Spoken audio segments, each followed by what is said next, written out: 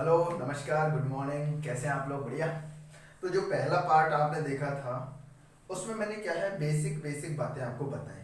कैसे आवर्त सारणी का विकास हुआ, कैसे मेंडलीव की आवर्त सारणी बनी, और मेंडलीव की आवर्त सारणी से हेनरी मोजले ने कैसे आधुनिक आवर्त सारणी दी। तो वो वीडियो में कुछ ज़्यादा खास नहीं था, बस आपको पता होना चाहिए कि कैसे कैसे हमें एलिमेंट्स को इसमें क्या है क्लासिफाइड करना है, 4 ब्लॉक्स में या फिर पीरियड्स में। अब आगे हम चलते हैं और कुछ फैक्ट फैक्ट बातें जो हर एग्जाम के लिए आपको क्या है अच्छे मार्क्स दिलाने में सहायता करेगी। सीधी सीधी बात है, यहाँ पर पहला जो क्वेश्चन है वो मेरा यही है कि आपसे अगर कोई पूछे कि बताओ लेंथेनॉइड जो श्रेणी है वो किस परमाणु क्रमांक से और कहाँ तक है, तो आपको पता होना चाहिए कि लेंथेनॉइड श्रेणी है 58 से लेकर 71 तक। पहला बहुत फैक्ट फैक्ट बात हम बताएंगे, लेंथेनॉइड, तो लेंथेनॉइड है हमारे पास 58 से लेकर 71 तक। ठीक है। दूसरी है हमारे पास जिसका नाम है एक्टिनॉइड श्रेणी, और वो एक्टिनॉइड श्रेणी है हमारे थोरियम 90 से लेकर लॉरेंसियम 103 तक। तो ये आ जाएगी हमारे पास लेंथेनॉइड के बाद आगे हमारे पास एक्टिनॉइड श्रेणी, एक्टिनाइड्स। तो ये आ जाएगी हमारे पास 90 से लेकर 103, 90 से लेकर 103। ये डायरेक्ट हमें पता होना चाहिए, ऐसे नहीं कि हमें वो चीज नहीं पता, हमें ये चीज नहीं पता। आगे हम देखते हैं अगला जो फैक्ट है वो इसके बारे में, वो क्या है कि जो सबसे पहले अगर आपसे कोई ये पूछे कि जो दुनिया में सबसे पहला जो तत्व खोजा गया था वो क्या है, तो ये जितने भी हमारे 118 तत्व हैं या एलिमेंट्स हैं उनमें सबसे पहले जो खोजा गया था वो था हमारे पास कॉपर, ये वाला जिसका एटॉमिक नंबर है 29। दुनिया में सबसे पहले इसको खोजा गया है जिसको तांबा भी हम कहते हैं, प्राक ऐतिहासिक काल में इसको खोजा गया है, यानी कि आदि मानव ने जब सबसे पहले किसी भी तत्व की खोज की थी तो वो क्या थी, हमारी कॉपर थी। और इसने इस कॉपर से सबसे पहला जो हथियार बनाया था वो बनाया था कुल्हाड़ी। इसके बारे में हम ज्यादा बात नहीं करते। अब इस कॉपर के बाद हम यहाँ देखते हैं कि जो पहला प्रयोगशाला में निर्मित तत्व था, यानी कि जो पहला कृत्रिम तत्व था वो था टेक्नीशियम 43। ये रहा। आपको पता होना चाहिए कि ये पहला प्रयोगशाला में निर्मित क्या है, तत्व है। ये फैक्ट फैक्ट आपको समझा रहा हूं मैं। अगर आपसे कोई ये पूछे कि बताओ ब्रह्मांड में, पूरे यूनिवर्स में जो सबसे ज्यादा पाए जाने वाला तत्व है वो क्या है, ध्यान रखना मैं ब्रह्मांड बोल रहा हूं, तो ब्रह्मांड में क्या मिलता है, सबसे ज्यादा हाइड्रोजन मिलता है। ब्रह्मांड में सबसे ज्यादा क्या मिलता है, हाइड्रोजन मिलता है। अगर आपसे कोई ये कहे कि बताओ कि हमारा जो वायुमंडल है, जो हमारा एटमॉस्फेयर है, उसमें सबसे ज्यादा कौन सी गैस मिलती है, तो हमारे एटमॉस्फेयर में सबसे ज्यादा मिलने वाली जो गैस है उसका नाम है नाइट्रोजन। तीसरी बात, अगर आपसे कोई ये पूछे कि बताओ हमारी जो भूपर्पटी है, यानी कि हमारी जो अर्थ क्रस्ट है, उसमें सबसे ज्यादा पाए जाने वाला जो तत्व है तो वो है हमारे पास ऑक्सीजन। क्या है, भूपर्पटी में पाए जाने वाला सबसे ज्यादा तत्व है ऑक्सीजन। लेकिन अगर यही आपसे कोई पूछे कि बताओ हमारी अर्थ सरफेस पर या हमारी भूपर्पटी पर सबसे ज्यादा पाए जाने वाला धातु तत्व कौन सा है, धातु मेटल, तो वो होगा हमारे पास एल्यूमिनियम। क्वेश्चन को अच्छे से समझते जाओ। इसकी जो प्रतिशत मात्रा होती है वो होती है ऑलमोस्ट 46.7%, और इसकी जो प्रतिशत मात्रा होती है वो होती है ऑलमोस्ट 8.1। और इन दोनों के बीच में एक आ जाता है जिसका नाम है सिलिकॉन, और वो सिलिकॉन की परसेंटेज होती है 27.6 के आसपास। एग्जैक्ट यही डेटा नहीं है, हो सकता है थोड़ा बहुत कम ज्यादा हो, लेकिन आपको ये चीजें समझनी है।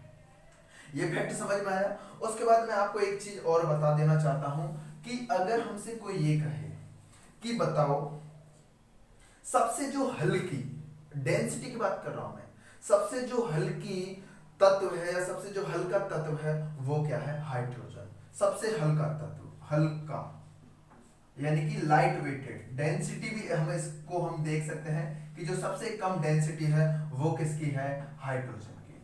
आवर्त सारणी के 118 तत्वों में सबसे हल्का तत्व कौन सा है, हाइड्रोजन। उसके बाद आपका अगला क्वेश्चन होगा सर सबसे भारी तत्व कौन सा है, तो सबसे जो भारी है, भारी का मतलब आकार से नहीं, भारी का मतलब है कि एक निश्चित आयतन में किसका वजन सबसे ज्यादा होगा, यानी कि घनत्व की बात करते हैं, और वो सबसे भारी तत्व है हमारे पास ऑस्मियम। कौन सा है, ऑस्मियम 76 इसका एटॉमिक नंबर है। ऑस्मियम सबसे भारी तत्व है, आप समझ लेना मेरी बात को। अगला हम यहाँ पर एक चीज और देखते हैं कि सबसे छोटा तत्व कौन सा है। अब आकार की बात कर रहा हूं या फिर मैं एटॉमिक रेडियस की बात कर रहा हूं, परमाणु आकार का हो या परमाणु त्रिज्या, तो सबसे छोटा जो आकार है ना वो है हमारे पास हीलियम का। सबसे छोटा आकार किसका है? हीलियम का। और सबसे बड़ा आकार किसका होगा? अगर इस में से अगर आपको ये दे रखा हो ऑप्शन में 4 ऑप्शन हो, जैसे 1 2 3 4, तब तो आपको सीधे बताना है। अगर ऑप्शन में 4 हो, इनमें से कोई भी हो, और अगर ये फ्रांसियम भी दे रखा हो, तो सबसे बड़ा आकार किसका होगा? फ्रांसियम का होगा। सीधी सी बात, मैं आपको एक बात बता देता हूँ, फैक्ट कि जब हम किसी भी वर्ग में, किसी भी ग्रुप में जब ऊपर से नीचे चलते हैं तो आकार बढ़ता है, और जब हम किसी भी पीरियड में बाएं से दाएं चलते हैं तो आकार घटता है। तो सीधा सा कॉन्सेप्ट है सर कि ऊपर से नीचे चले हम तो सबसे बड़ा तो यही आएगा, ये तो अलग है, ये तो इसी में इनबिल्ट है, तो सबसे बड़ा तो ये आया, और जब हम इधर से इधर चलते हैं तो सबसे छोटा ये आएगा। तो ध्यान रखना है कि जो फ्रांसियम है उसका आकार सबसे बड़ा है और जो हीलियम है उसका आकार सबसे छोटा है। लेकिन इसमें भी पॉइंट मैंने आपको बताया कि ऑप्शन में फ्रांसियम है ही नहीं, और आप सीजियम, रुबेडियम और ये पोटेशियम, सोडियम, लिथियम में से कोई भी 4 दे रखे हैं, और आप कहेंगे कि हमने तो सर फ्रांसियम याद रखा था और फ्रांसियम ऑप्शन में नहीं था, सीजियम दे रखा था, तो हम आंसर तो करके नहीं आए। इसमें समझदारी नहीं है, आपको ऑर्डर याद रखना है। ये आपको एलिमेंट्स का नाम पता होना चाहिए। कोई भी ट्रिक आप यूज कर सकते हैं, जैसे ह ली ना की रब से फरियाद, ह ली ना की रब से फरियाद। आपको ये वाला क्या है ग्रुप याद रखना है, ऐसे ही ये वाला ग्रुप याद रखना है, ऐसे ही ये वाला ग्रुप याद रखना है, बाकी याद रखने की जरूरत नहीं है। तो सबसे बड़ा जो साइज है किसका है? फ्रांसियम का, और सबसे छोटा जो साइज है वो किसका है? हीलियम का। अगला चलते हैं। अगला मैं ये आपको बता रहा हूं कि एक होता है हमारे पास अपचायक और एक होता है ऑक्सीकारक। एक होता है ऑक्सीकारक और एक होता है अपचायक। जो सबसे ज्यादा अपचायक होता है, अपचायक का मतलब है जो सबसे पहले क्या करता है? इलेक्ट्रॉन त्यागता है। सबसे पहले इलेक्ट्रॉन त्यागता है उसको हम कहते हैं अपचायक। तो सबसे पहले जो इलेक्ट्रॉन त्यागता है वो त्यागता है हमारे पास लिथियम।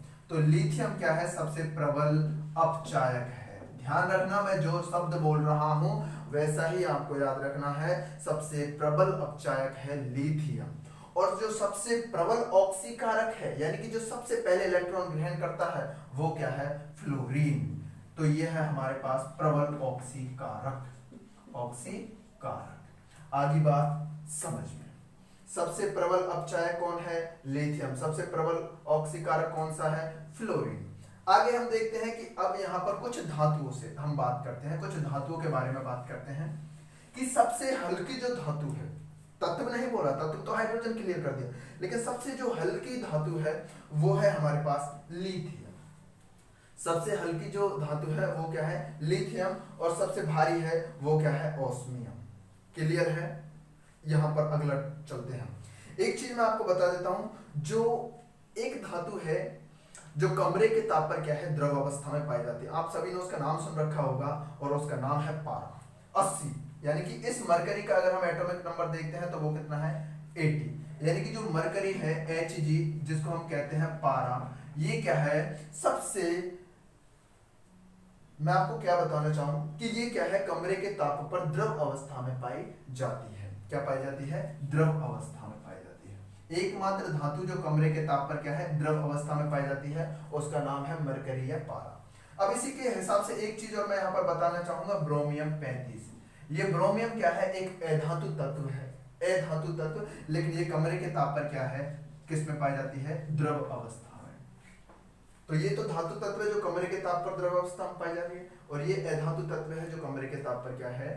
द्रव अवस्था में पाई जाती है। अब देखो, धातुओं का सीधी सी बात करें तो धातुएं होती क्या है? धातुएं वे होती है जो आसानी से क्या है? इलेक्ट्रॉन त्याग कर धनायन बना लेती है, या फिर हम कह सकते हैं कि धातुएं वे होती है जिनमें आघात वर्धनीयता यानी कि मेलिएबल प्रॉपर्टी पाई जाती है, या धातुएं वे होती है जिनमें तन्यता का गुण पाया जाता है, या फिर हम ऐसे कह सकते हैं कि धातुएं वे होती है जिनके ऑक्साइड क्षारीय प्रकृति के होते हैं। तो ये सारी जब आपको डेफिनेशंस पता है तो इसमें कितने कितने पॉइंट्स आपके क्लियर हो जाएंगे। सबसे पहला पॉइंट तो आपको यही है कि धातुओं के ऑक्साइड कैसी प्रकृति के होते हैं? क्षारीय प्रकृति के। धातुएं आसानी से क्या त्याग कर धनायन बनाती है? इलेक्ट्रॉन। तो एक बात बताओ यहाँ पर कि जो सबसे ज्यादा क्रियाशील धातु होगी वो कौन सी होगी? तो सबसे क्रियाशील धातु होती है हमारे पास पोटेशियम। सबसे क्रियाशील धातु, क्रियाशील धातु, तो सबसे क्रियाशील धातु है हमारे पास पोटेशियम। और सबसे कम क्रियाशील धातु, आपने देखा कभी सोने पर जंग लगते हुए? नहीं देखा ना। इसका कारण क्या है कि सोना धातु होते हुए भी सबसे कम क्रियाशील है, यानी कि सोना स्वतंत्र रहना पसंद करता है, उस पर जंग नहीं लगती। तो कहां पर चलते हैं? सोना ये रहा 79। और तो सबसे कम क्रियाशील जो है हमारे पास तत्व वो क्या है? हमारे पास सोना। सबसे अधिक क्रियाशील तत्व कौन सा है? हमारे पास पोटेशियम। एक और चीज मैं आपको बताना चाहूंगा, कभी कभी क्या होता है कि 4 ऑप्शन आते हैं और उन 4 ऑप्शंस में से आपसे पूछेगा कि बताओ निम्न में से किस तत्व की क्रियाशीलता हाइड्रोजन से कम है। तो अगर आपको ये पता हो कि कौन कौन से तत्व हैं जिनकी क्रियाशीलता हाइड्रोजन से अधिक है, तो आप ऑप्शन को सही कर सकते हैं। तो मैं आपको कुछ एलिमेंट्स लिख रहा हूं जिनकी क्रियाशीलता क्या है? हाइड्रोजन से अधिक है। तो सबसे पहले तो मैंने बताया कि दुनिया में सबसे ज्यादा क्रियाशील कौन है? पोटेशियम।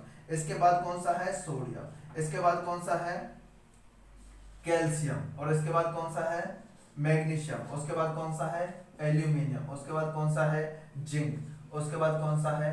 आयरन। और उसके बाद कौन सा है? कह सकते हैं हम लेड, कह सकते हैं पीवी, कह सकते हैं। तो ये कुछ एलिमेंट्स मैंने लिख दिए हैं जिनकी क्रियाशीलता, यानी कि दुनिया में सबसे ज्यादा क्रियाशील पोटेशियम, उसके बाद sodium, calcium, magnesium, aluminium, zinc, iron और लेड, पीबी।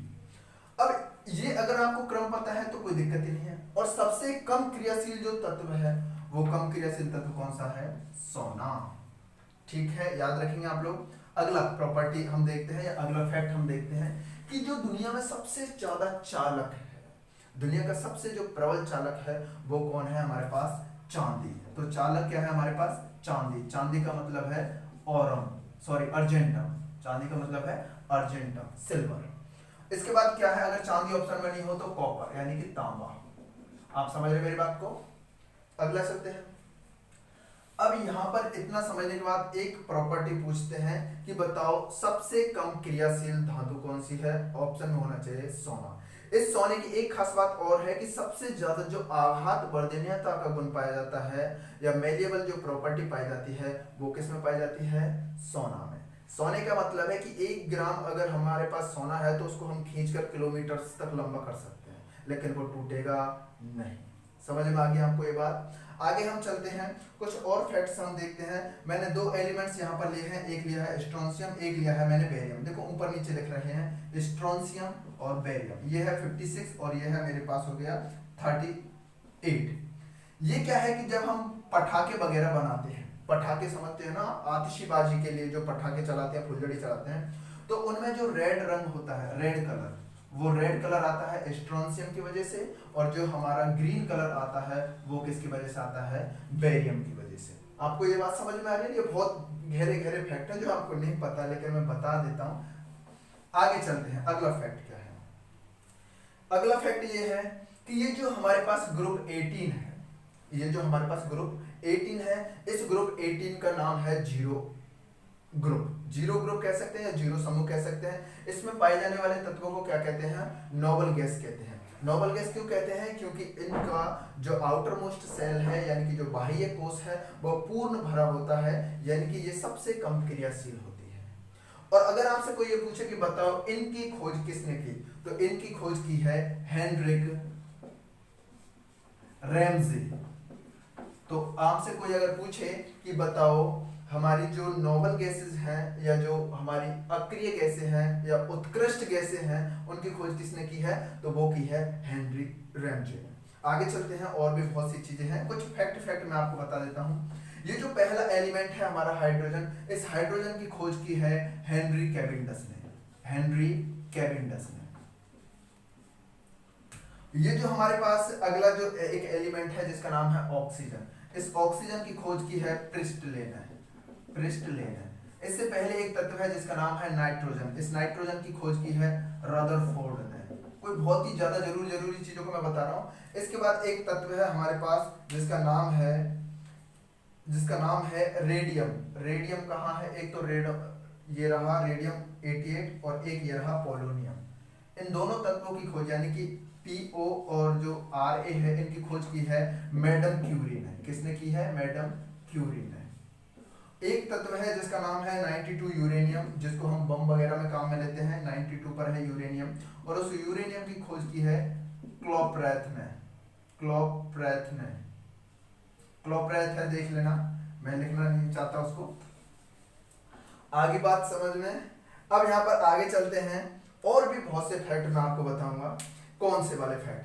जो आप यहाँ पर जब आप किसी एक कलरफुल जब पीरियोडिक टेबल देखेंगे, तो उस कलरफुल पीरियोडिक टेबल में क्या है, यहाँ से एक इस तरह की एक ऐसी करके कुछ आपको दिखेगा, एक सीढ़ी नुमा एक स्ट्रक्चर दिखेगी। यानी कि उस सीढ़ी नुमा स्ट्रक्चर में हम देखते हैं कि जितने भी हमारे एलिमेंट्स हैं, उन एलिमेंट्स को हम कहते हैं मेटेलॉइड्स, उपधातु। क्या कहते हैं? उपधातु। उपधातु ने क्यों कहते हैं? क्योंकि वो क्या है कि उनकी जो चालकता है, वो चालकता क्या है, धातुओं से तो कम होती है, लेकिन अधातुओं से क्या होती है, ज्यादा होती है। तो आपको इतना याद रखना है कि इस सीढ़ी से इधर वाले जो एलिमेंट्स उनको हम कहते हैं धात्विक, और इससे जो उधर वाले हैं उनको हम कहते हैं अधात्विक। ठीक है। अगर आपसे कोई पूछे कि बताओ जो मेन हमारी उपधातुएं हैं, वो उपधातुओं के नाम बताओ, कभी कभी हम इनको कह देते हैं अर्धचालक। तो सिलिकॉन हो गया, जर्मेनियम हो गया, आर्सेनिक हो गया, एंटीमनी हो गया, और एस्टेटाइन हो गया। ये सबसे ज्यादा महत्वपूर्ण क्या है, कुछ अर्धचालक हैं, कुछ उपधातुएं हैं। आपको समझ में आ रही है? आगे चलते हैं, कुछ और फैक्ट्स यहाँ पर देखते हैं। अब एक फैक्ट बताते हैं कि जो सबसे ज्यादा हमारा क्या है, बॉइलिंग पॉइंट की हम बात करें, मेल्टिंग पॉइंट की बात करें, वो सब अलग अलग एलिमेंट्स के लिए अलग अलग हैं। मैं यहाँ पर एक चीज बता देना चाहता हूँ कि जो सबसे कम, मैं धातुओं की बात कर रहा हूँ, धातुओं में जो सबसे कम पाया जाता है क्या, मेल्टिंग पॉइंट, वो पाया जाता है मरकरी का, -38 डिग्री सेंटीग्रेड पारा। यानी कि माइनस पर ही पारा क्या है, पिघल जाता है, द्रव अवस्था में आ जाता है। और सबसे जो भारी है या सबसे जो टफ होता है, वो होता है टंगस्टन, यानी कि W74। अगर आप देखेंगे टंगस्टन को 74 नंबर पर आएगा, ये रहा। तो ये क्या है, सबसे जो क्या है उच्च ताप पर ये क्या है, पिघलता है। सबसे ज्यादा जो क्वथनांक है किस धातु का है, टंगस्टन का है। लेकिन अगर आपसे कोई ये पूछे कि दुनिया में सबसे ज्यादा जो क्वथनांक है वो किसका है, तो वो आपको पता होना चाहिए डायमंड का है। किसका है? हीरे का है। और हीरा क्या है, एक अधातु तत्व है।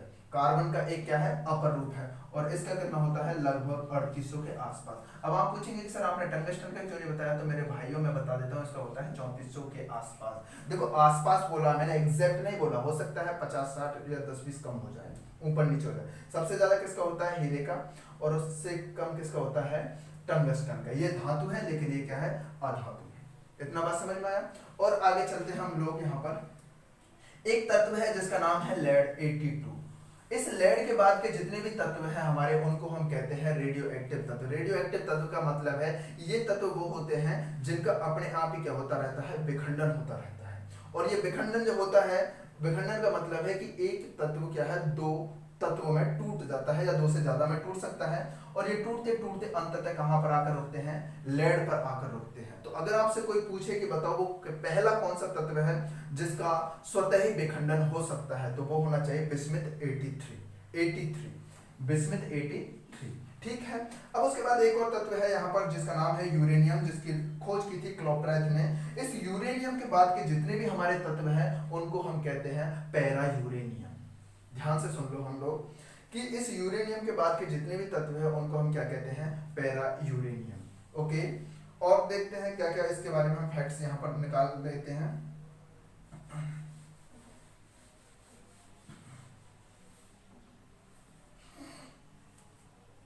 अब कुछ चीजों के बारे में मैं आपको बात करता हूं।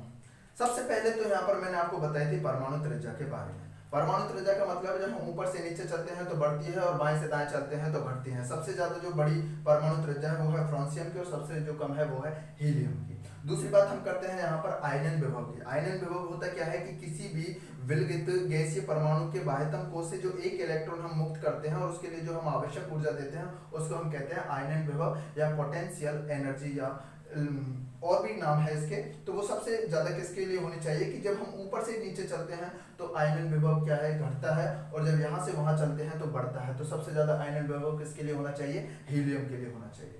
इसी तरह से अगर हम इलेक्ट्रॉन बंधुता की बात कर रहे हैं तो हमारी आवर्त सारणी में जो सबसे ज्यादा इलेक्ट्रॉन बंधुता है वो है क्लोरीन 17 की। इलेक्ट्रॉन बंधुता, इलेक्ट्रॉन बंधुता का मतलब है जब ये एक इलेक्ट्रॉन लेगा तो वहां पर जो ऊर्जा मुक्त होती है वो सबसे ज्यादा ऊर्जा किसके लिए मुक्त होती है? क्लोरीन की। एक होती है विद्युत ऋणता।